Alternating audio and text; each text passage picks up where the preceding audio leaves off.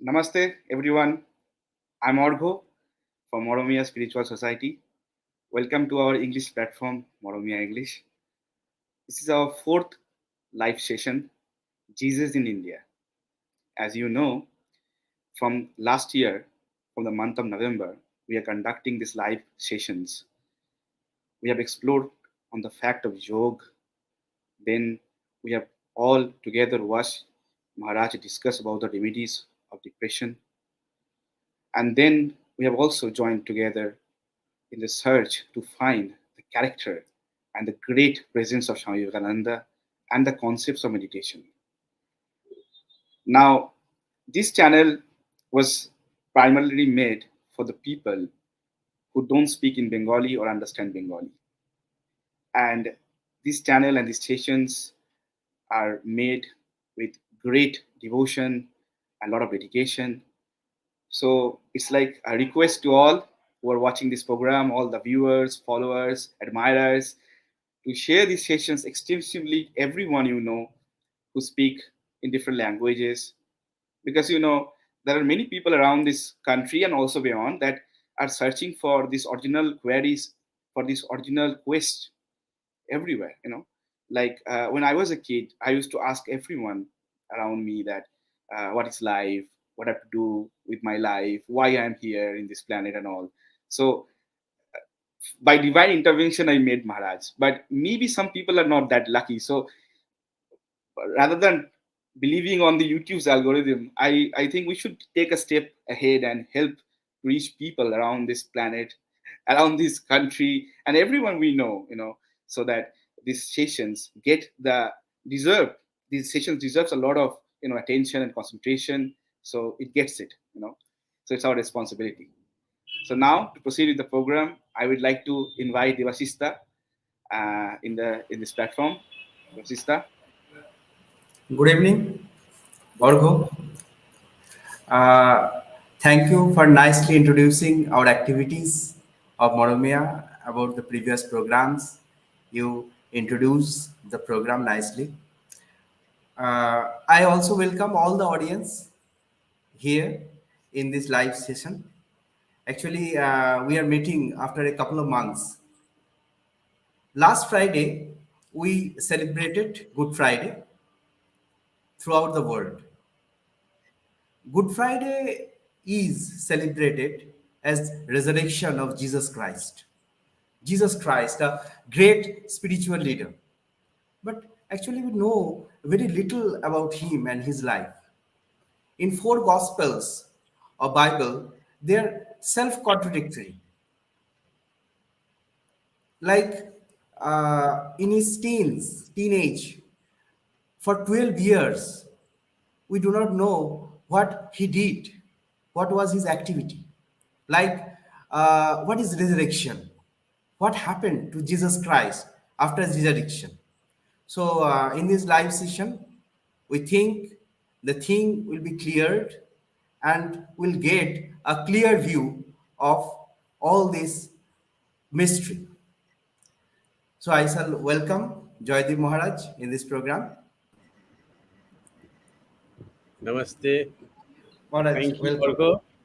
And thank you, Debashish, for the introduction. And advanced greetings for our Bengali New Year to you and to all our viewers. Moromia English and Moromia Facebook page. All the people who are watching and will be watching the recording later. Welcome to all of you. So, Debashish, have you asked the question already through that introduction? Or you will make a formal question. Yeah, Before that, I would one like to, question has come. One question has come about this, Maharaj. yes, If but you, before that, I would like to reiterate what Orgo was saying.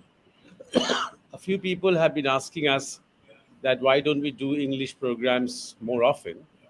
One of the reasons is that, of course, we are engaged in a lot of activities and we have to do these Bengali satsangs very regularly. Another thing is that we are not getting enough queries from people and we are waiting for queries. We are waiting for more participation. we are expecting that more and more people will attend these live sessions, will share them, will subscribe to our channels, and so that it gets a proper audience, especially among people in India who do not speak Bengali or outside India. So I hope that we will be able to share more and reach out to the proper interested people who want to ask questions, who want to know about these things, about our history, about spirituality, about dharma, about sadhana, meditation, devotion. A lot of things to talk about as we do in the Bengali sessions. Most of the very you can say dedicated followers of the Bengali channels are also following the English channels.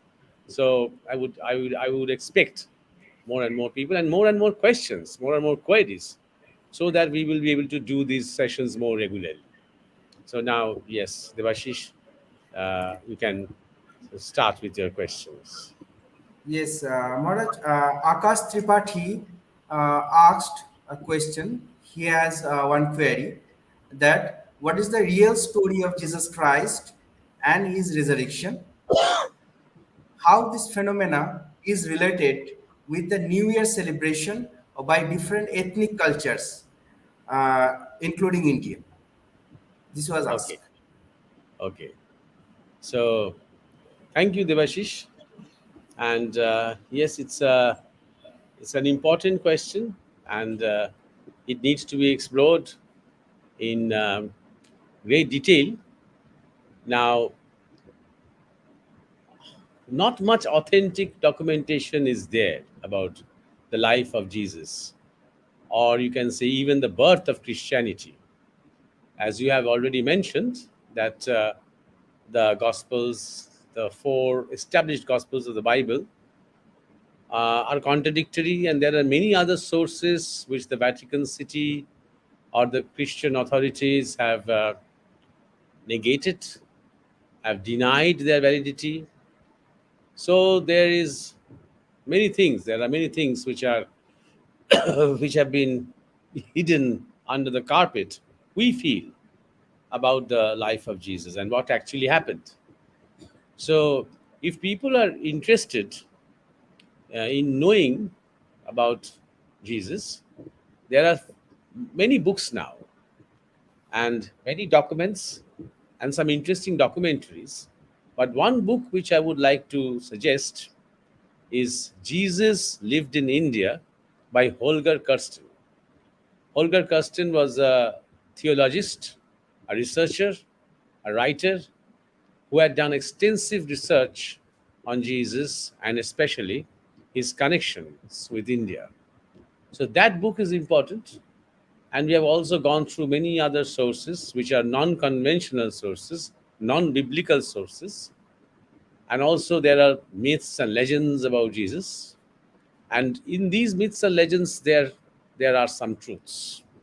And also, another important source for me personally is my association with my guru, Shami Paramananda, who had given us uh, quite a clear conception of the life of Jesus. I mean, details we have to work out. We have to sort of guess and counter guess and try to figure out by ourselves.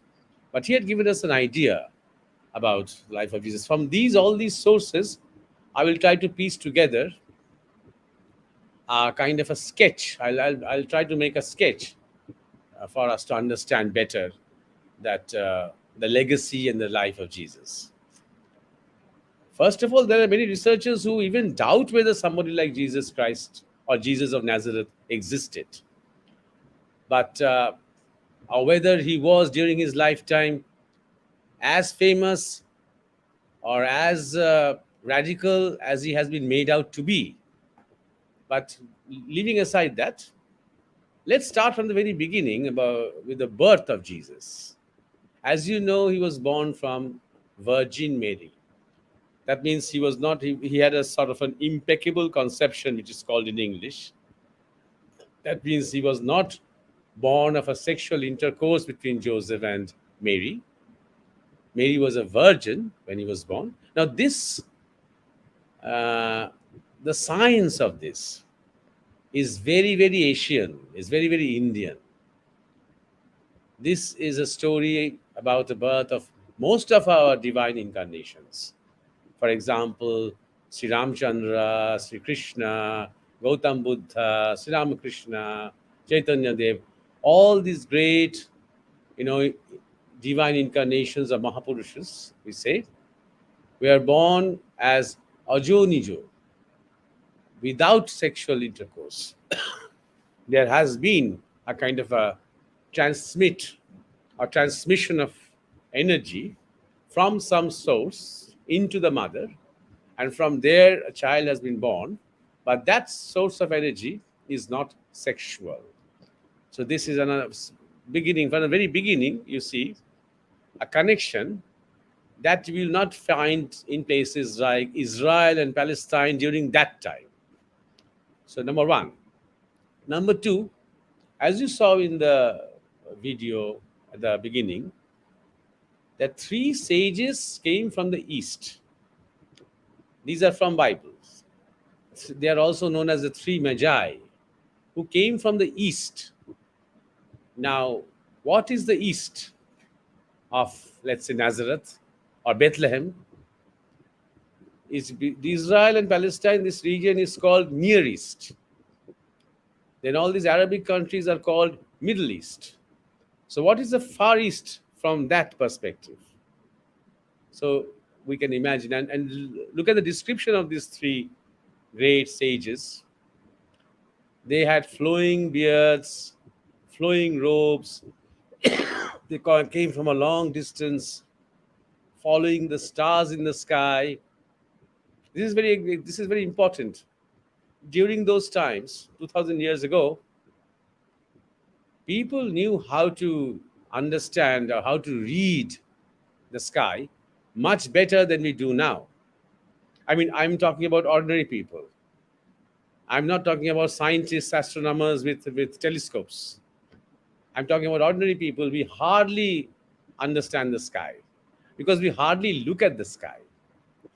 The night life has become so full of lights, city lights, town lights, village lights, so full of lights that the sky is hardly visible. Even if you look at the sky, it's like a kind of a black blanket on top of our head in the night. We hardly get to see the stars. It's only when we go to some place very remote, far away, maybe in the mountains, maybe near the sea, and it's dark. Only then we get astonished by the beauty of the sky. Now, this sky was very regular 2000 years ago. Every night the sky was like this because there were no electric lights. So ordinary people also understood the sky, understood the movement of the stars, the constellations. So this following the star to trace where Bethlehem is there's nothing magical about it. It's just a great sense of direction or great celestial knowledge that these sages had. So once they reached Bethlehem, they offered this baby Jesus three gifts. According to the Bible, they are number one, gold. Number two, frankincense. Frankincense is just incense sticks or maybe incense dust. Incense is something that we use very regularly for our meditation, for our bhajan, kirtan, in the temples, in prayer rooms, in meditation halls, in ashrams, even in the evening, even in domestic houses, even in the evening, people light incense sticks. Not only for the aroma of it, but also somehow it has an effect on the vibration of the place. We use different aromas. It could be sandalwood, it could be some aroma or scent of flowers, whatever. We feel that these are positive influences after a long day, or even in the morning, early morning, or in the evening, these special times we offer these incense sticks. Special times is always the sandhi time. The Sandhi time means when something fades out and something else fades in. The night goes and the morning starts. The sun wakes up. And the opposite, when the sun goes, when the sun sort of goes to sleep and the evening sets in, that dusk. This is very important. We will come back to this topic because it's also related to equinoxes and solstices, which are very, very important days for indigenous cultures before Christianity and Islam. So these three great sages, they offered the baby gold, frankincense or incense, and third is murra. Murra, as you know, in English, the spelling is Myrrh. The pronunciation is murra, which in Bengali or in Sanskrit or Hindi it is called gugul. And gugul or murra we are all familiar with. It's another aromatic substance that we burn, and a lot of smoke comes out, and that smoke is very good for the vibration of a place, in the sense that it drives out a lot of harmful germs and bacteria, and is also very relaxing for the mind just before you sit for meditation, just before you start a puja in the temples. You are all Indians are very familiar with the smell of this murra in temples. So all these are very Indian substances. Even if some of these substances were available in other parts of the world, they were never used as offering to the gods and goddesses and special persons. So these three wise old men came and did pranam to the little child, also something not unheard of in India. When Sri Krishna is born, then Vasudev, who is much older than Sri Krishna, comes and does pranam to him. He is not doing pranam to the baby, but doing pranam to the great divine manifestation that is going to unfold through this life. You see? So these three sages came, and this is very, very Indian, this culture. Some researchers also feel, I don't know how true that is, that in fact these three sages had brought the baby from India and given the baby to Mary. But I have doubts about that. I'm not so sure about it. I think that Jesus was indeed Mary's child, Mary's baby, and these three sages had come to sort of welcome Jesus to this new world, and with all these kind of offerings. And these offerings were also kind of a protection, because Jesus was always surrounded by dangers on his life by King Herod, who was trying to kill all the children who were newborn children of that area. And Guruji used to tell us that besides these three things which are mentioned in the Bible, there were also other gifts that these sages had brought. For example, what is called, this that doesn't have an English word. It is called mrigonabhi. It is the navel of a deer. Now, navel of a deer is a very mystical and powerful element. That also emanates a lot of strong smell, and the deer sometimes gets mad because of the smell from it's coming from its own body.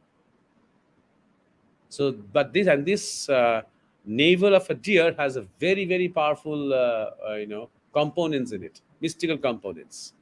It is supposed to protect people from external threats. They also, probably, Guruji had said, brought sandal and other typically very Indian things, which are not available elsewhere in the world. So that's a very, very, very important Indian connection that we see, this kind of a connection with the three great sages who had traveled so far and so long to meet and welcome this new incarnation on this planet, because this particular life would be kind of an epoch changing, transformative. It will leave a great mark on the human civilization, both in the very good sense and both in a very destructive sense, in every sense of the term. So that is number one. Number two is, as you have already mentioned, Devashish, all these years that are missing from his life. In fact, more than 12. From 12 to 30, 18 years are missing from his life. In these first 12 years, he was shepherding the sheep, he was helping his father to till the land, he was helping his father also with woodwork, carpentry. But after 12 years, after 12 days, the Bible says he traveled. And there is absolutely no detail available from the Bible, from these conventional sources, where he traveled, where did he go, whom did he meet. According to other sources, some of them are Indian sources, there is reference to a person who was in Kashmir for many years, the name of that person being Isha Putro. Now, Isha comes from the word Ishwar, and it is very difficult to translate Ishwar into English or into any European language. Because God is, when we talk about God, God is like a Christian God, and Ishwar has nothing to do with that God. This almighty kind of a man figure, that God does not exist in Indian legends or Indian philosophy or Indian mythology or Puran. So Ishwar, from Ishwar, Isha, Isha Putra, from which we now have this Son of God concept, the Jesus being the Son of the Holy Father. So he was known as Isha Putra, who learned Yog, Tantra, and he did lots of sadhana, especially Hatha Yoga. And he was known, even in India, he was known for being able to perform great miracles, like walking on water, walking on fire, like curing people with fatal diseases, like driving out evil spirits from people, and all these things. And the name of his guru was Chetan Nath, who belonged to a Nath Sampradaya or community. Nath Sampradaya or community. Remember, this is very important. 2000 years back, there was no distinction made between Buddhism and Hinduism. These words did not exist. Bauddha Dharma and Hindu Dharma, these words just did not exist. Whatever Buddha did, all his teachings, all the students and the disciples that he left behind were just continuing this great reformative movement that Buddha had started. It had nothing to do with a separate religion. This separate religion idea came much later, just 200 years back.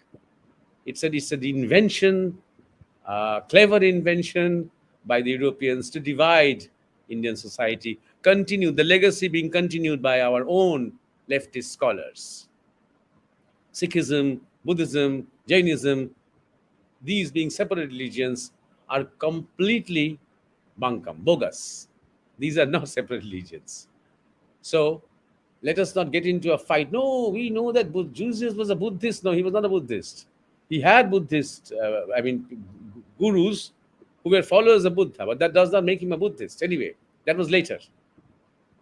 The whatever records we have is that he took his initiation from Chetan Nath and in Kashmir. Nath Sampradaya means those who worship Shiva, mainly Shiv. So, and he did all this yoga and this tantra sadhana, and he also traveled extensively all over India, including places like Puri and Varanasi and all these places for all these years. And he also went to other communities. He learned a lot of things because he was very powerful. He had a very great, you can say, a receiving body who could receive knowledge and do a lot of sadhana and attain the peak of his sadhana, the siddhi of his sadhana in very quick time. So he learned very fast, and he managed to, attain very high levels of spiritual attainment, peaks. So that's point number two. Then he went back at age 30. Point number three is that he came back with his guru and he took diksha from his guru by the river Jordan. Again, this fact is mentioned in the Bible very clearly. Now, this is very strange according to many people, that if he had come to India and done all this sadhana after taking diksha from his guru, why did he have to come back and again take diksha when he came back to his own place, his homeland, Jerusalem, near Jerusalem? Well, that is very important to understand. He was trying to introduce the Sanatan traditions in his own land. It's like through a kind of an authority, through a parampara. He was trying to start a parampara. If he had come and started giving diksha in this fashion, he would not have been accepted. When people saw, he wanted the people to see that he had taken diksha using the water of a river, which in these desert areas were not very common. The use of the use of river water for everything, where rivers are considered to be very sacred and pure and holy. So that is another very important point, that he sort of demonstrated, rather than taking diksha, more than taking diksha, he had already taken diksha. He demonstrated to his people this very old and ancient parampara, the very old and ancient tradition, the guru disciple tradition, so that he can continue the tradition with his next generation, and they can continue the tradition with their next generation. That is the idea. That's point number three. Point number four. What is the appearance and the dress of his guru? You all know that he is known as as John the Baptist, and the word John comes from the Sanskrit word Jana, and from Jana comes Janak. Janak means father. Guru is like a father. Janak, the name Janak is very popular. It's not even a name, it's almost a word. Many times the king of a particular place was called Janak. He did not have to be one person only. Just like Guru. Guru is not a name, it's a word, it's an expression. So, Jana means, it can mean human beings, it can mean a population, and Janak means father, and from that Jana. So again, like a father figure. That is how Jesus was trying to explain the idea of a guru. And what was the appearance? He had long matted hair, long matted beard, bare chested. He was wearing a tiger skin, and he had a pot in his hand, a pot that he would use to carry water, which, as you can understand, is a kamandulu. This is a typical, and also he had these, these mala, these beads lying from his neck. So, what does this communicate? That is obviously an Indian sage, an Indian guru who had come from the Himalayas. And Jesus sort of showcased his guru to, again, as I said, to sort of try and incorporate his own people's culture into the culture of Sanatan Dharma, of our universal, the Bharatiya concept, religion, which is the mother of all cultures. So that is point number four. the description, the appearance of the Guru. And now after some time, when he started preaching, and then he had this kind of an outburst in the temple of Jerusalem, and he was marked out. Finally, he was sort of arrested and tortured, and he was crucified. Now, whether the crucifixion happened in the month of March or the month of April, that we cannot be sure. But it we can be fairly sure that the crucifixion happened on Friday, because it was something, according to some experts, including our Guruji, that this Roman, you can say, ambassador, that was Pilate, he did not want to kill Jesus. So he had a kind of a secret arrangement with some of the disciples of Jesus.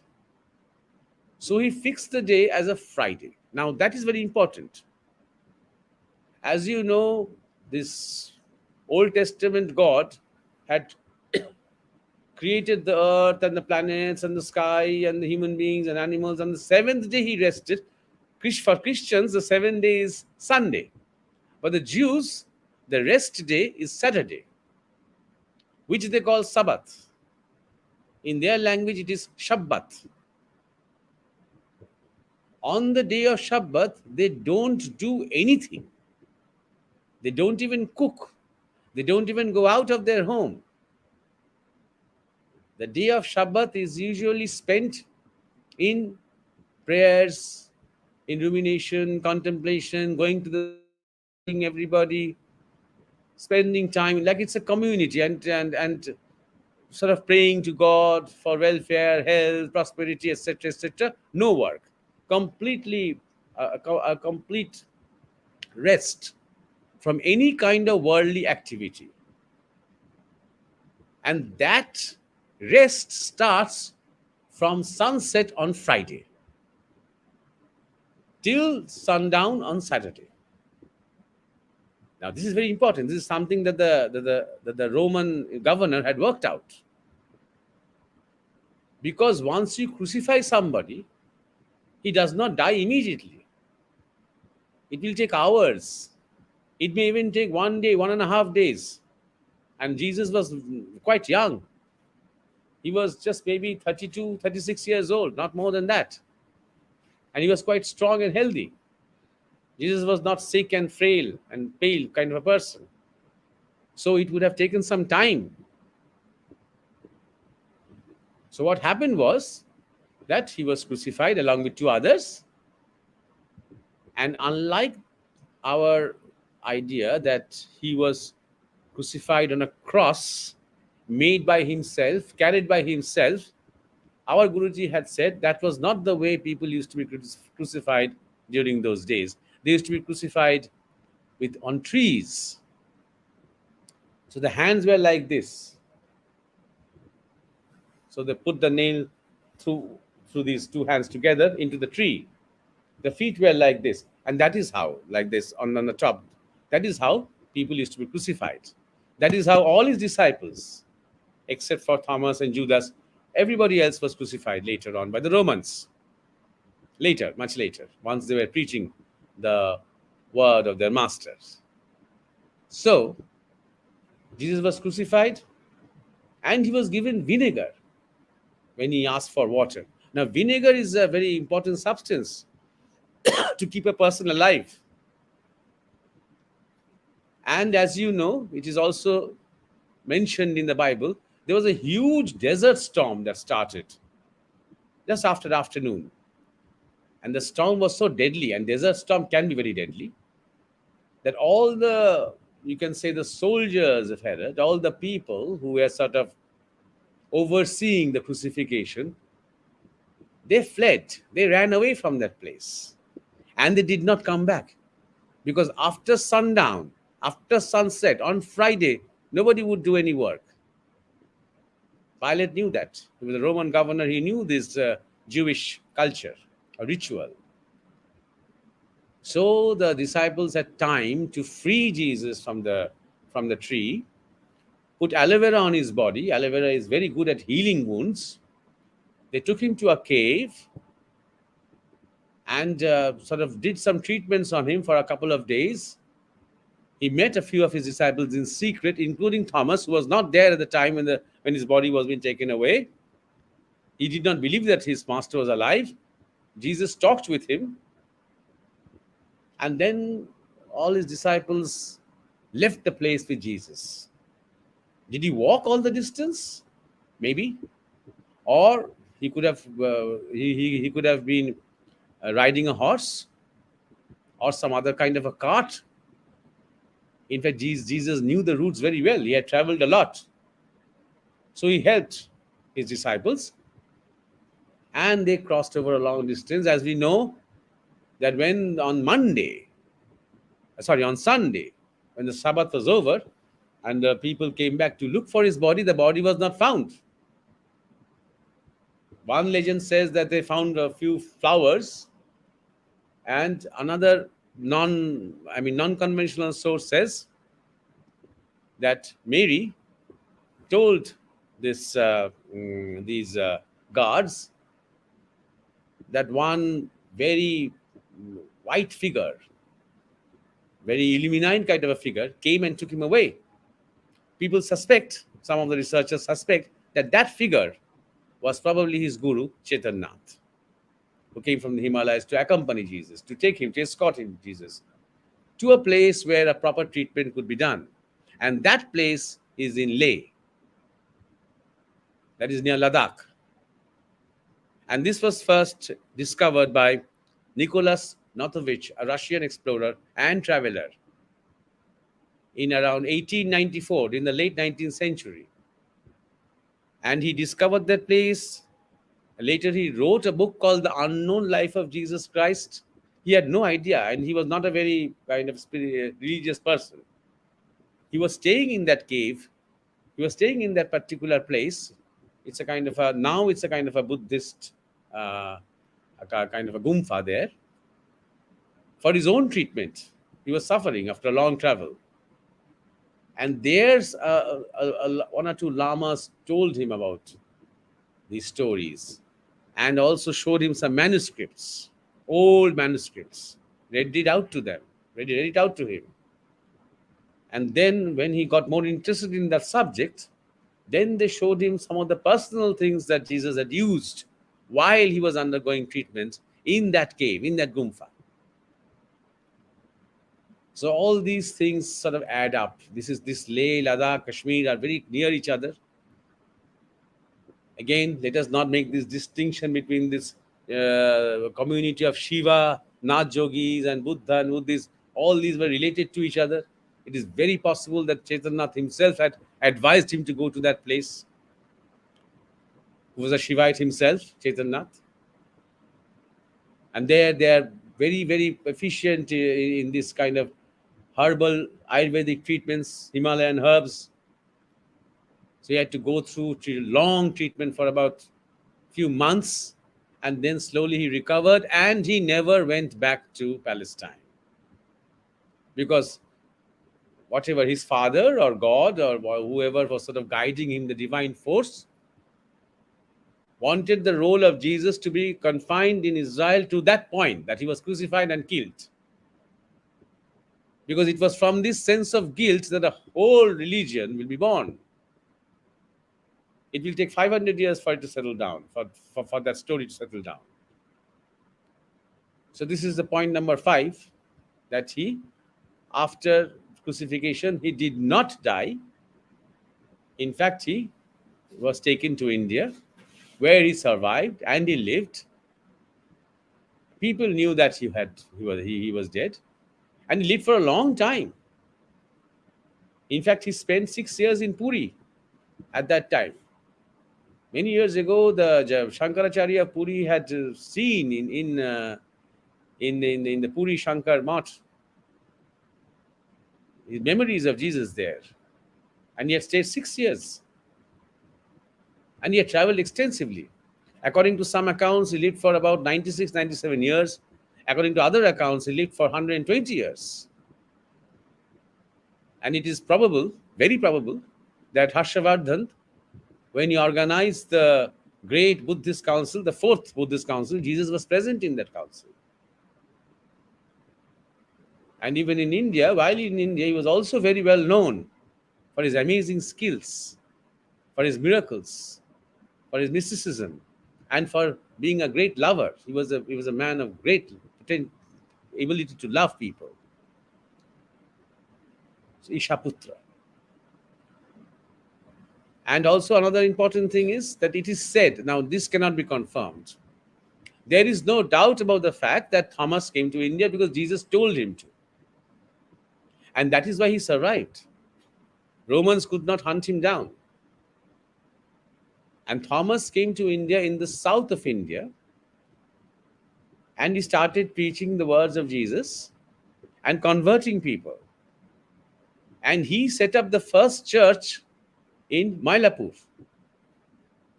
That is, today it is in Tamil Nadu. And the church was dedicated to Mother Mary, Virgin Mary. Why not Jesus?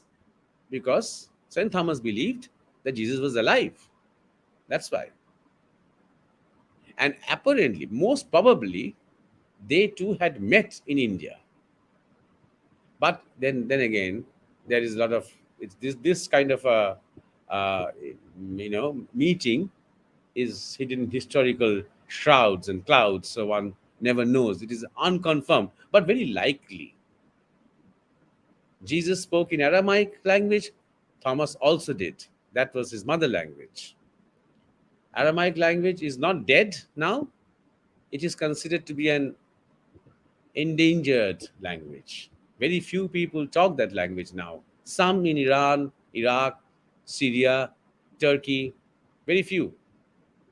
And people hardly, even those who talk in Aramaic, they hardly write. So there are some efforts to try and revive that language in education, in research, in colloquial communications, because that language belonged to Jesus. Jesus used to talk in that language. During Jesus' time, it was a very popular language. In many places, it used to be the official language, Aramaic. But now it's almost a fossil now. So these are the connections that more or less I've tried to give you an idea that we can trace. And also, I would like to mention about this dates and calendars. As I had told you before, when we were talking about incense, frankincense, or Google, myrrh, and all that, that we usually light these aromatic substances during Sandhi times. When the sun is rising, that moment is very considered to be very sacred. When the sun is setting, that is also a very sacred moment, because the same changes are happening within the human body. That Sandhi is happening within the body. That's why. So that these moments are very good for our sadhana, to awaken the secret latent energy that we all have. In the same way, as I had said, people were very familiar with the sky because they depended on the sky.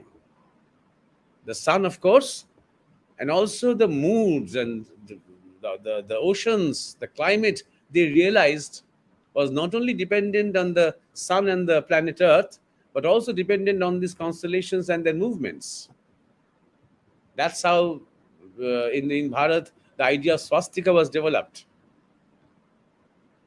Idea of swastika was developed based on the Saptashi and how it moves around the North Star during different seasons. So how this is the great clarity and precision with which they observed for hundreds of years, without any machines, without any telescopes. So solstices and equinoxes. Solstices, when the Summer solstice, when the day is largest, biggest day, and the smallest night. Winter solstice, biggest night, smallest day. Equinoxes, spring equinox, autumn equinox, when the day and the night are same number of hours. Autumn equinox, same thing. These are also like Sandhi times, the movement of the sun and the earth, and how it changes everything. And this was these were very important to these cultures, very important. All these cultures were totally related or totally intimate with nature. So these things are very important. For example, it is always a celebration everywhere in the world, even today,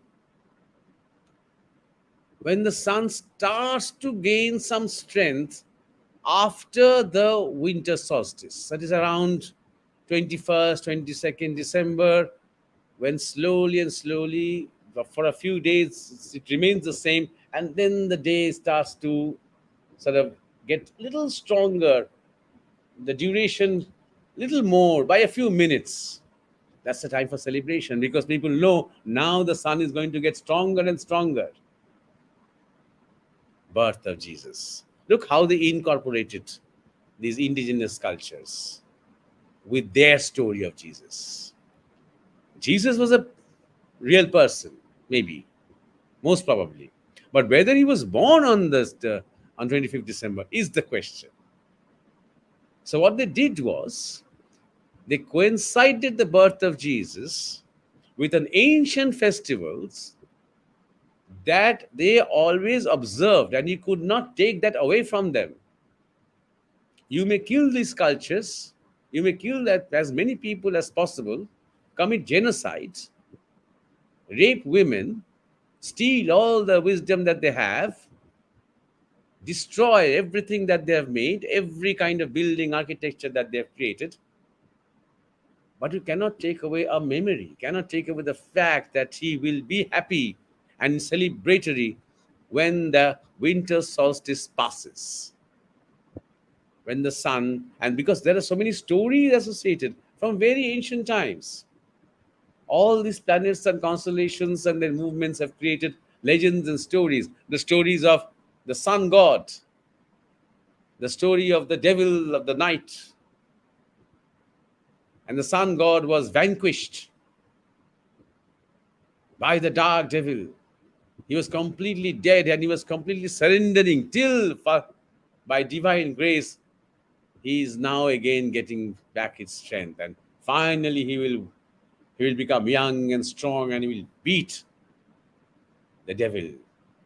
You see, life will come back, crops will come back, fruits will come back. We will feel stronger, more energetic. We'll be able to go out into the sun. Our wives will bear children. Cows will give birth. You see, so you cannot take that away from these hundreds and hundreds of years, thousands of years of these stories, enacted through plays, enacted through dances, enacted through festivals.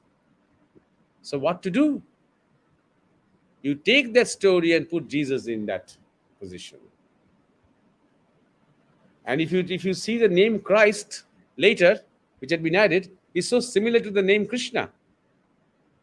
And Krishna, a similar story. Perilous birth. His father, his biological father had to carry him through a tempest and travel a long distance to hand the child over to cross a river. Because Kanksha was trying to kill every child, because there is a prediction that this particular child born in this particular time will be your doom one day. Same story. So basically, what the Christian establishment was doing was trying to incorporate all these cultures, the stories and the myths of these cultures, and incorporate into this life of Jesus. Because if you just remove everything and try to put Jesus there, impossible. We will not take it. For example, that is what communism tried to do in the modern times, to destroy all festivals, to destroy all rituals, everything, and just to put an ideology there, which has completely failed. It will fail. So this was a more clever ploy by the Christians to try and assimilate, to try and digest, so that the separateness of the cultures will not remain. Same with the story of the so called death and resurrection. So, what happens during equinox? Around this time it happened in April, first week, but usually these coincided. This equinox time, the 21st February, 21st March, and this day and night, same equinox. Usually they coincide. Good Friday, Saturday, Sunday, Easter Monday. Again, it's a story of finally the sun wins. From December, the sun has been struggling and getting stronger and stronger. But here now it's same. They have the same strength. And from here on, after the death in December, from here on is a resurrection. The sun becomes stronger, signaling or heralding new hope, new life. So they synchronized it with the so-called crucifixion and the resurrection of their Jesus. I'm using this word, consciously, of their story of Jesus, the Christian story of Jesus.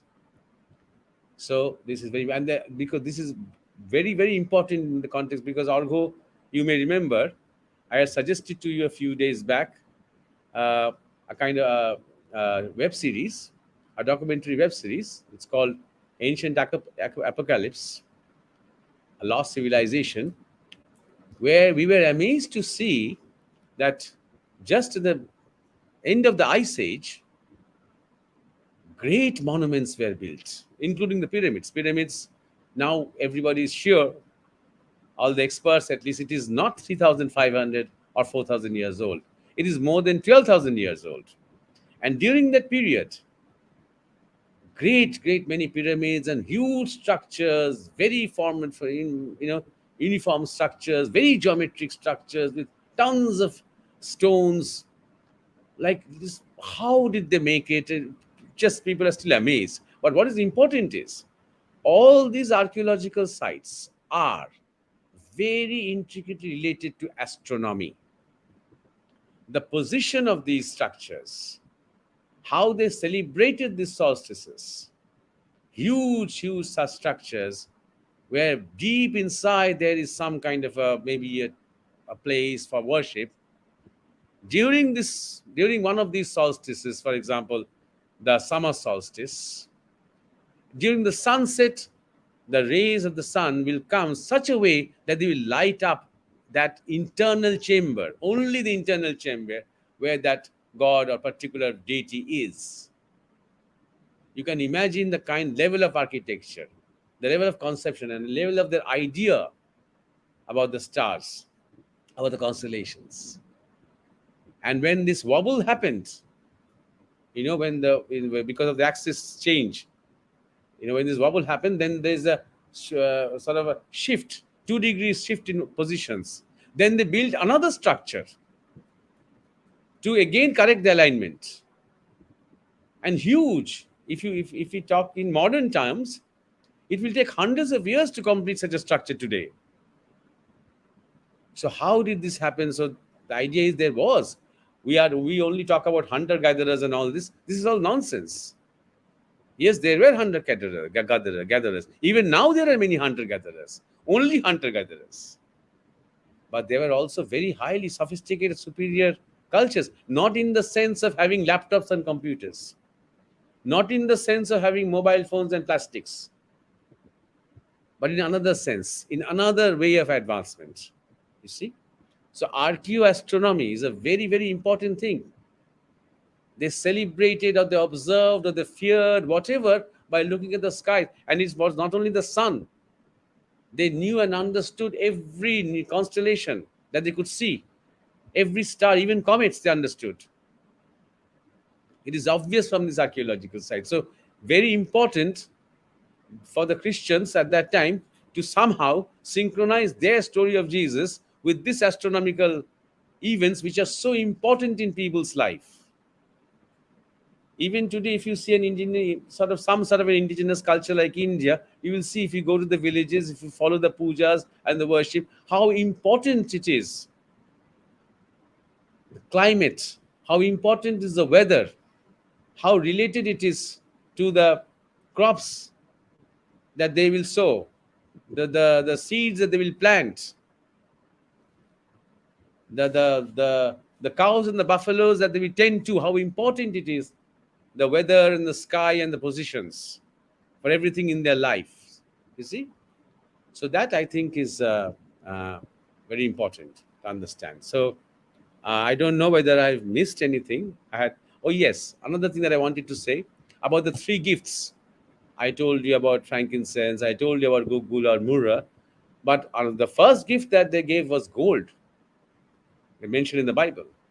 2000 years ago, India was a land that really flourished, was a civilization that was sort of, you know, known all over the world for its trade, commerce, culture, everything. In trade, in business, even before the Europeans came, so-called during the so-called Mughal time, even during that time, gold was the standard. It's got the gold standard. Gold was the standard currency. Why? Because India was the most dominant economy. And why? How is India related with the gold? Well, when India supplied or exported a lot of their manufacturing products, in return, they did not have anything to take from others. Whatever other countries produced, India had enough. So, for all their products, whether it is muslin, whether it is silk, whether it is spices, whether it is weapons, whether it is jewelry, whether it is spice, whatever, for all in products that India sold, India demanded gold from all countries. So India had a huge reservoir of gold, and gold is always a not only expensive, it is also precious because it is durable. So giving gold to somebody with respect is important. And another, these sages who came to Jesus knew that Jesus and his mother and Joseph were in dire straits. They were in abject poverty. They were refugees running around without shelter. So they needed some money also. So that is why giving gold as a gift is very significant and important. So I think I more or less covered whatever I wanted to say. If I had missed anything, you can point out, Orko and Debashish. Thank you, Maharaj. Most of the things I think it has been covered. And if the audience is having some queries, they can ask in the comment section, and we can have more session on that. So I'll request Orho for the next question, next queries, what has come. Yes, before going to the next query, first of all, I would like to thank Maharaj for this wonderful discussion from the beginning, the story of Jesus, and then traveling to the India, the time of the era of the Buddhists and Hindus when they were together, the ancient India, and then the archaeoastrology, astronomy, and then these great structures. We just really traveled through time through your discussions. And Maharaj, the second part of the question, which was asked by Akash, that whether the New Year celebrations in ethnic cultures. I think in Bengal also, in the New Year celebration is in just a few days after this. So there's a resurrection of Jesus Christ. It's kind of like all the ethnic cultures began their calendar. I think from this day, from this time of spring. I think from in the ancient times. Or rather, we can say the end of spring. No, okay, end of End spring. of spring. End of spring. Boishak. We start with Boishak. Yeah. So that this New Year time is also common. If you go to Tamil Nadu, if you go to Punjab, if you go to Assam, and also many other cultures around the world, this beginning of summertime end of spring was traditionally the New Year time. And then number two, most of these cultures had followed the lunar calendar. For we know, we are familiar with it, that our Bengali calendar is very related to the lunar calendar. We follow the movements of the moon rather than the sun. So that is another very important factor. So later, when these, let's say, these Roman empire, they became very powerful. So they introduced different kinds of calendars, and usually we follow the customs of the victors. So we had these Gregorian, these Roman calendars, and before also there used to be 10 months. The year is to start from this summertime at the end of spring, and there used to be 10 months. So with 35, 36 days in each month. But later it became 12 months because of the Romans introduced two new months in the calendar. You see, and the fact that even in Rome or in Greek, the fact that they used to have 10 months is obvious from the names Hmm. of the months that we have. For example, September, October, November, December.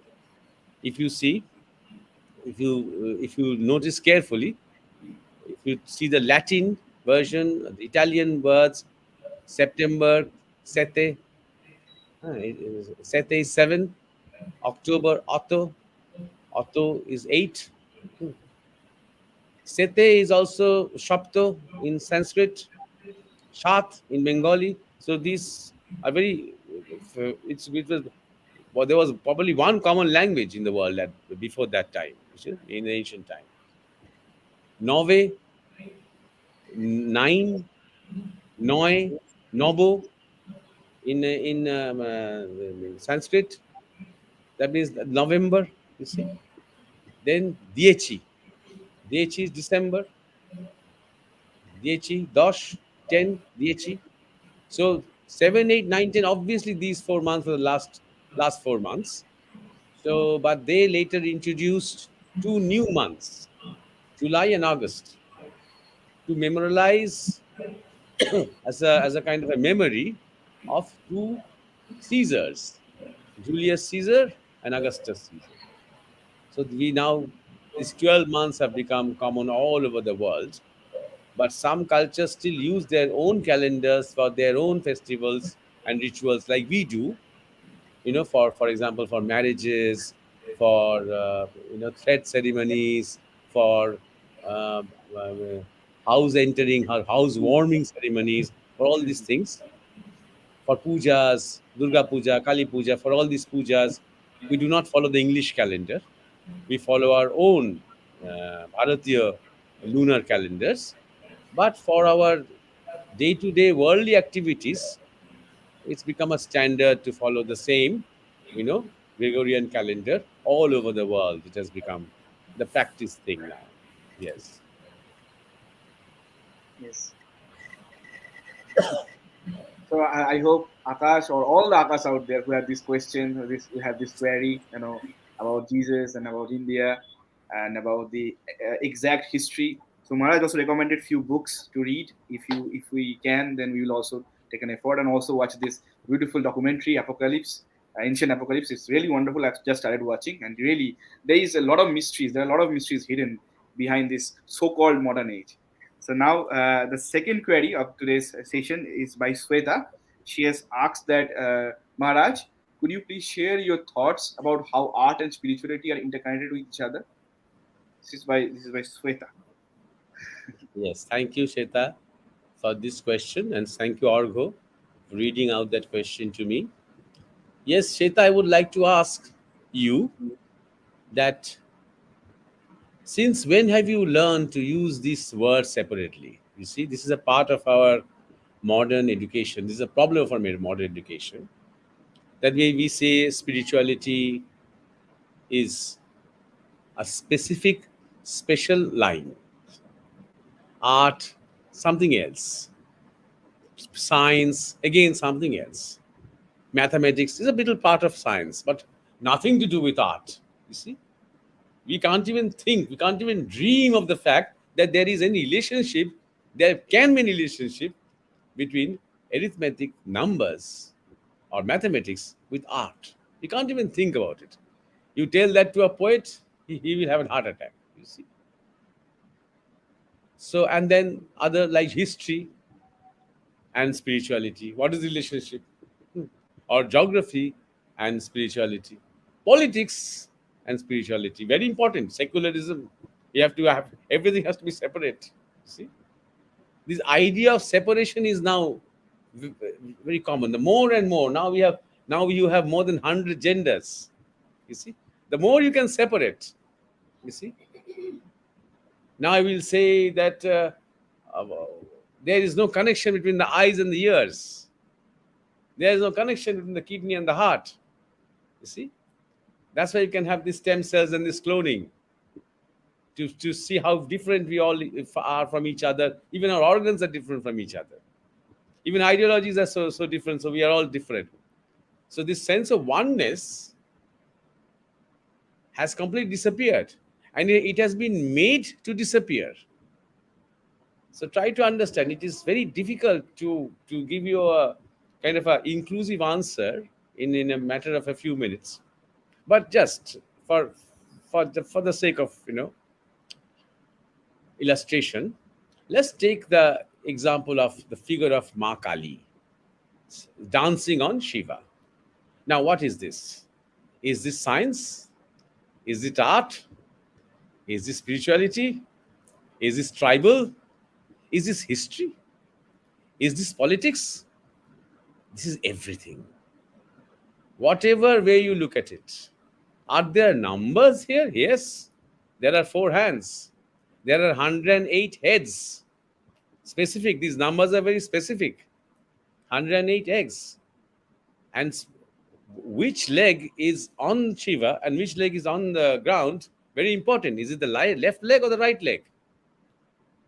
On that depends on the flow of the energy of that particular thing that she stands for. And all these numbers are intricated in a beautiful work of art. Without these mala, the human garland, the human skulls, without the 4 hands, without all these mathematical precisions, you can't even think of Kali. You cannot even think of Shiva. Is there any number with Shiva? Of course, yes, for the 3rd eye. And he has this serpent with him around the neck and on top of the head. The neck with the Vishuddha chakra is, which is a 5th chakra. And over the head, which is a 7th chakra, Sahasrar. So look at all these numbers, just numbers, forget about everything else. So is there any science? That is for up to you to decide. If you have been listening to us, been following us, tremendous science. Even if you forget about the body and yoga and sadhana, this is the dance of energy. This is the dance of time. Kali comes from the word Kal. It is in the 20th century that Einstein talked about space-time curvature, and then we realized that relativity, something nobody had thought of. Here is relativity for you.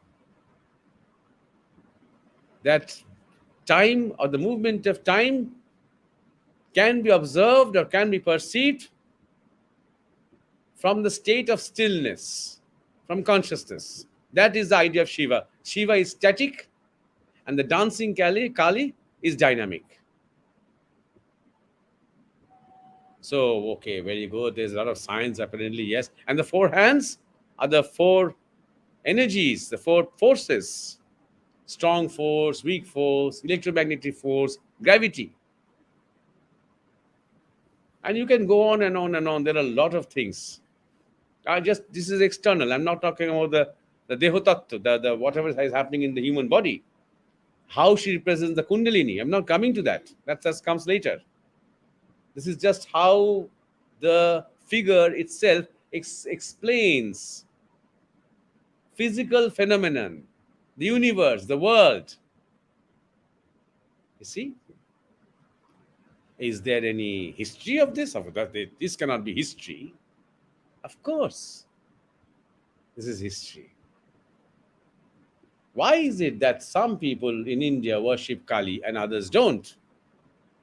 Why is it that there seems to be some reservation among some sections? People who worship Ram, people who are otherwise devotees of Shiva, somehow stay away from these figures of Kali and Durga, which are also related with Shiva, Shiv, incidentally. But there are many Shiv paramparas, one with Tantra, one with Shakti, one with Jog, and one with the conflict with the Vedas, the Ved. So that itself is a kind of historical significance, and historical significance, and also geographical significance. If you go to Lhasa, for example, in Tibet, and you go to the main uh, Buddhist place there in Lhasa, which is the seat of the Dalai Lama, in fact, which was the main political and the religious and the social and the economic center of whole of Tibet. There is one story, one floor in that temple, in that particular place, monastery, big huge monastery, where there is a big figure of Ma Tara, Mother Tara, and she is exactly the Kali of Bengal. Exactly. Doesn't this teach you some history also? That there was apparently some kind of a deep connection between Tibet and the eastern region of India. You may have noticed that the eastern region of India has a strong tradition of mother worship. Assam, Kamakha, Orissa, Bengal, the other, Bangladesh, this whole area, very closely connected. And Kali is called Anarya, so called non Aryan, in the sense that the idea of this Kali and the idea of Tantra may have come from more indigenous, more forest cultures, and not from the urban intellectual cultures from where Ved and Upanishads have originated. They have not originated in towns and cities literally. They have originated also, I mean, at least the Upanishads are called Aranyak in the forest, but in the Brahmacharya ashrams. But these are intellectual discourses between highly evolved sages who have been doing a lot of sadhana and contemplation for many years. But probably the science of Kali or the art of Kali have come from other sources who are more organically tied to nature. Later they merged and became Arya, become Aryan together. Culturally, it's got nothing to do with caste or creed or you know race. Nothing to do with race at all. It's culture. Very important to understand. So there are history lessons to be learned. There are geography lessons to be learned. There are science lessons to be learned. Arts lessons to be learned. No doubt about it. I don't think you, being a painter, such a wonderful painter yourself, Sheta, I don't have to explain to you how artistic the figure of Kali is. How dramatic. Any person today will he be able to conceptualize such a figure without imitating the figure of Kali? For example, all our gods and goddesses. Think of Saraswati. Think of Lakshmi. Think of Vishnu. Think of Shiv. Think of Radha Krishna together. That's not a couple. Think of the figure of Krishna in these three curves. the black Krishna and the white Radha and the flute. Everything is so full of beauty and art and science. You see? So I think I'm able to give you some sort of an answer, response to this question. Don't think separately that art and spirituality, when as soon as you think whether they are related or not, you're already assuming that they are separate, and then you have to somehow find some relationship. In Bharat, we have sang, we have danced, we have painted, we have meditated, we have created figures, we have sculpted figures to search for a harmony, to search for a truth, to seek for a connection between ourselves, between us and nature, between us and the universe, between us and the higher divine force. We're always seeking for that union. That's why we are singing. That's what it was, and not now. I'll tell you how it is changing now. It doesn't have to be a culture that is believing in a particular God. No, that's not important. But it is searching for an answer. It is seeking a kind of a divine solution through every medium possible. Ask a real poet, can he ignore the fact that to write a poem, he has to be aware of the numbers, he has to be aware of the rhythms, he has to be aware of the metrics? Can he ignore? Ask a tabla player. Can he ignore numbers? Can he say, I don't understand these numbers, it's impossible for me, and all that? Impossible. He has to. It's very precise. Like piano, like every musical instrument, like every dance step is very precise. So science and art are merging together. Look at the role of numbers in our spiritual parlance. We talk about a single entity. We talk about duality too.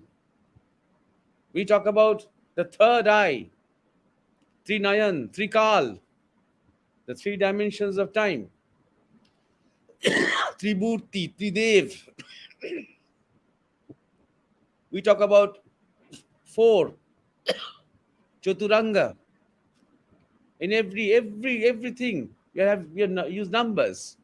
The four hands of Kali. In this way, 4, 5, 6, 7. Imagine what a role 7 plays. From Saptashi to the 7 dimensions, to the 7 chakras, to the 7 days in a week. So much. 8, even 8, Ashtadhatu. Even 9, Navagraha. Even 10, the 10 arms of Durga, and the 10 Dashdik, we say. The 10 sides, the 10 directions. North, south, east, west. Then the northeast, southeast, southwest, northwest, and then top, bottom. The 10 directions. So in this way, 11, 12, till 108, each and every number has a spiritual significance, because the universe, if you look at the universe, if you look at its manifestation, it's a language of numbers. That's how Shankar had seen, aged it. It's a language of science. It is also a language of dance. It's also a language of art. Shiva's cosmic dance, Natavar and Nataraj. In one form of the cosmic dance, there's a creation of the universe, manifestation of the universe. In another form of the cosmic dance, the destruction of the universe. And these dances of both creation and destruction follow specific, complex, and wonderful molecular laws with numbers and waves. At the same time, it's artistic, it's beautifully artistic and scientific. You see? So why am I saying all this is that these demarcations that we have made in life, with subjects that we study, with passions that we pursue, has actually belittled us. When I have gone for literature, thinking I'm not a man of science, I don't like science, I don't like physics, I don't like chemistry, I only like language, I'm actually delimbing myself, I'm cutting off my limbs. That only if I understand the totality of life a little bit, only then can I be a good writer. Only then can I be a good scientist. Only then can I be a good musician. Only then can I be a good politician. In our culture, the main thing, first thing that we say is dharma, artha, kam, moksha. First thing, to understand dharma. Then artha, artha not in terms of money, artha in terms of meaning, meaning of life, meaning of your existence. Then understand desire, kam, and then move towards salvation, liberation, freedom, whatever you call it. But first, dharma. And dharma is how everything works, what holds us. Now what has happened is, because of this fragmentary nature of our pursuits, our artistic endeavors, scientific endeavors, endeavors to create literature, endeavors to run a state, nation, endeavors to have a happy and a peaceful married life, has become atheistic. In what sense? Not in the sense of being godless, in the sense we don't search for the meaning of life anymore. We don't search for the ultimate. When we are when we are doing art, let's say, when we are making a painting, maybe we are protesting against war. Maybe we are protesting against violence. That's hardly. Maybe we are creating a beautiful impression, impressionistic, artistic creation we are portraying as a response to the political situation around us, as a response to my own loneliness. But that is not what art was. Art was a celebration of this seeking, of this searching. It's a celebration. For example, when a baul sings a song, Milon hobe koto dine, for example, when will I meet? When will I sort of embrace my divine lover? If you look at the words, if you look at it from a very worldly point of view, it seems to be a song of pathos, as if the baul is sad. But when he sings the song, you will see it's a celebration. He's dancing with joy because he knows that Milan will actually happen one day. And this waiting is as beautiful as a Milan itself. So that is the spirit of our artistic endeavors. That was culturally. Later, during the 70s, 60s, somehow after Rabindranath Thakur and his massive, colossal impact, you see, somehow after a couple of generations, things moved totally in a reverse gear, moved in an opposite direction. It became fashionable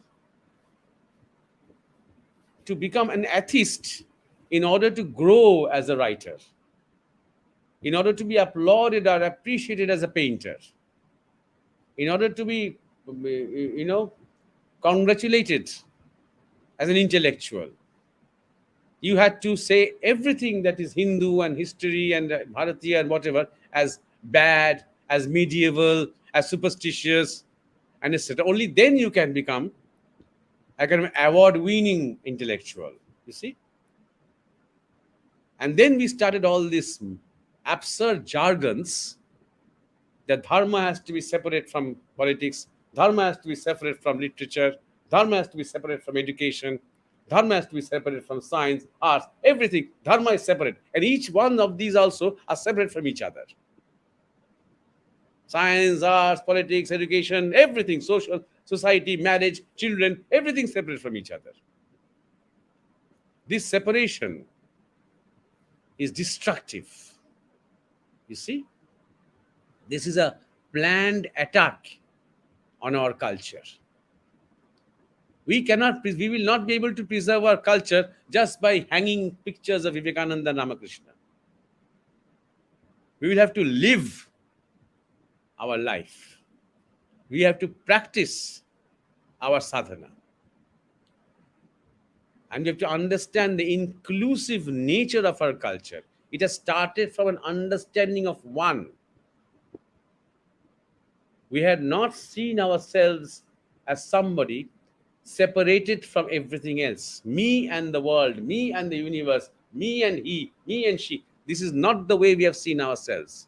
That is a Western Semitic way of seeing life. Individualism. They give a lot of importance to individualism, which is more important than the collective good, which is more important than the social good. You see? People only talk about their own rights. People do not talk about their responsibilities. And that's why, as a culture, as a civilization, we are heading towards a kind of a destruction. And only by coming back to our Bharati identity, which was so intricately, which was sort of spreading itself on the lap of the Mother Nature, that is the only possibility of growth. All our cultural expressions, all our scientific endeavors, all our industrial endeavors, all our political pronouncements. Look at Ramayana. Look at Mahabharata. What are these things? These are the search of the meaning of life. Yudhishthira is searching the meaning of dharma in every decision that he makes. And in a political battlefield, Bhagavad Gita is being uttered. Look at the nonsense about spirituality or dharma and politics has to be separate. I mean, repeat that like echo chambers all around, being sort of the offsprings of such a great culture. So our political expressions, our administrative decisions, everything that we do, our education, our health care, everything have to be an expression of our dharmic understanding, of our dharmic search to know, to understand, to realize, to perceive the meaning of who we are. You see? I hope, Shweta, you have got a response. And if you have any further clarifications, you can definitely, write back to us. So, Argo on Yes. Yes, Maharaj. Thank you. Wonderful. Wonderfully you said the universe is a language of numbers and the dance of art and science. We felt it all. And another thing, Maharaj, when I was watching the movie Contact by Carl Sagan, I remember the scene when she sees the beautiful dimension ahead of her, and she says, "Why she? There should be a poet to express what she is seeing." Protagonist. It's wonderful. How in crisis is in the Western field of science. Also, they want something for Indian, something. How in India everything was together, the art and science and everything was together like a single living body. So really wonderful your discussion. Maharaj, there is another query by Ankita Chakraborty. She has it's not a query. She has said that I once heard from a Nath yogi that the dead body of Jesus is not in Kashmir. It has disappeared since he was a great yogi. She has written just now, a few minutes ago, I think. Yes, it could be, but as you know, the legend is that there is a place called Rosabal in Kashmir, where there is a mosque where there are two samadhis, two graves. One belongs to I think Pir, some great Muslim Pir Baba. I'm not too sure about the name. And other is a name with Yasuf. That name is Yasuf. And many people feel, many researchers feel that that particular grave could be the grave of Jesus. In fact, Kashmir is a very interesting subject because it is obvious that Kashmir was once the pinnacle of Bharatiya civilization. The name Kashmir comes from the great Rishi Kashyap.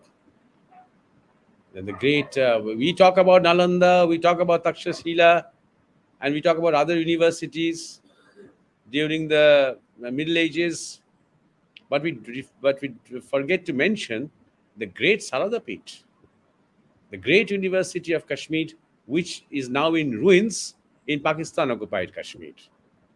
So in this Saradapet, Panini had formalized the language Sanskrit. Sanskrit comes from the word Sangaskar. After collecting from different sources, he had assembled and done a Sangaskar reform of that language, given it a specific grammar, a specific syntax, and so that it became a very, very powerful and a very beautiful language, very scientific language, considered now to be the language of the future of computers and the digital world. Then we had Patanjali in Sharadapit, the one who's all again.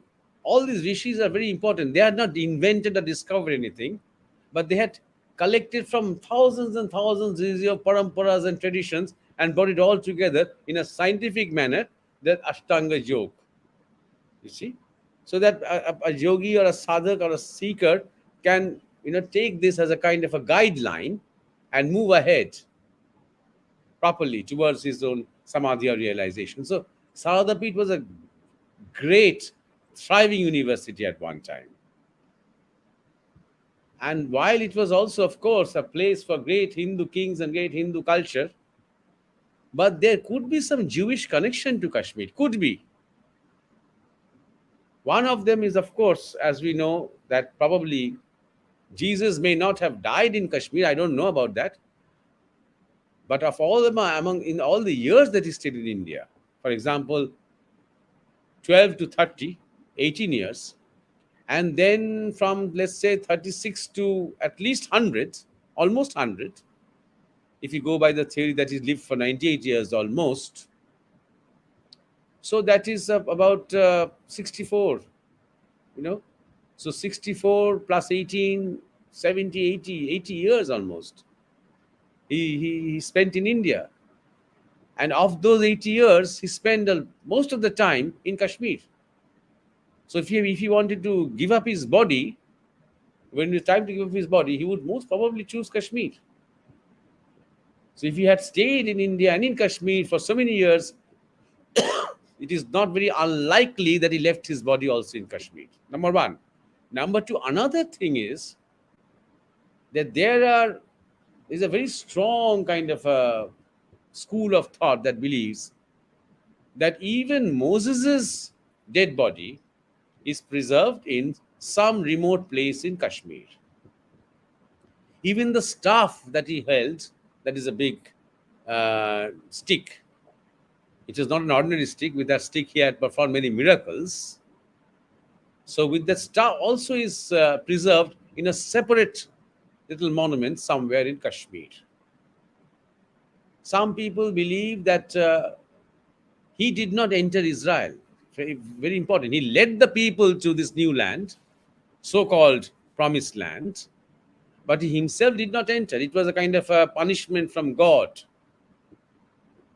because the Jewish God was angry with him because he had doubted the wisdom of the God sometimes, because when he was suffering or when his people were suffering, when he had doubted the third time, so it was a kind of punishment that you won't be able to step into the promised land, but you will guide the others to it. So this is a legend. Now, to follow up with the legend, some believe that instead he came with a few of his very close associates to Kashmir, which in fact resembles more the description of the promised land than that time Israel, or the desert or the dry Israel. The promised land, described as green valleys, beautiful mountains, flowing rivers, is very, very much like what Kashmir is. So there can be a very strong Jewish connection, and Jesus himself being a Jew. So the fact that Kashmir seems to be forever in some kind of trouble, some turmoil, some people feel that it is done intentionally to keep these secrets away from people. Because even a few years back, a lady had come to visit the Rosabal, and she started to sort of file a case in the courts in India, claiming that she was a bloodline of Jesus. And this particular graveyard, she it was her right to own this graveyard, to exhume the body, to make the genetic tests also. She was ready also for the genetic test. She was, of course, threatened and kicked out of the country and never heard of again. But so all these things can, if Kashmir really becomes peaceful and politically stable, then these things will come into the forefront. These researchers, these people, maybe some of them are fanatics or whatever, but with all this smoke, there must be some fire. And the fire is more than the individuals, Moses and Jesus. What is the important thing is the connection, the Jewish connection to the land of Kashmir. The Jewish connection also is very important because St. Thomas came here. The Jewish connection is also important that after the temple of Jerusalem was destroyed by the Romans, the Jews did not find shelter anywhere else. They found shelter only in India. The Jewish connection is also important because India is the only country in the world that has never persecuted the Jews. They have lived here, they have worshipped their gods, they have built their synagogues, they have prospered like nowhere else. They have not been able to do that anywhere else. Until recently, I mean, and when the free Jewish, the Israel state was created in around 1950, India, being such a weak country, immediately after transfer of power, was the first country to recognize the Israel state. So there is a long connection, historical connection between the Jews and the people of the culture of India. Guruji also used to say that the first great name of the Semitic culture is Abraham. And the word Abraham, if you observe the spelling, Abraham is a distortion of the word Brahma. You see? So, and there are some anti-Brahmins in the left in India who think it's a distortion of the word Brahmin. It is not. It's a distortion of the word Brahma. There's a difference, a lot of difference between these two things. You see? So, I think more than the fact what Antika has said, nobody can be sure about the Rosabal, where the Jesus' body is there or not. But one thing one can be quite sure, that there are a lot of secrets in Kashmir waiting to be explored. And there is an attempt to try and bury these secrets by resorting to constant violence and trouble in that area. I think we should not entertain any other question today. We Yes, can there are continue. two. Yes, yes. There are two more questions, Maharaj. By one question came tonight. Deveto Raha. He asks that how to counter Kam of Vashna. Is Kam Vashna bad or good? And there is another one left from the previous session. It's by Piali Datta, and it's a large query. So I think we should wait for the next session. Next episode, we will respond to Bebeto Raha and we will respond to Kelly Datta. And in our next episode, we cannot forecast when our next episode will be, but we will wait for audience participation. We'll wait for people to share more, to like, to subscribe. Today we had about 50 people attending the live session.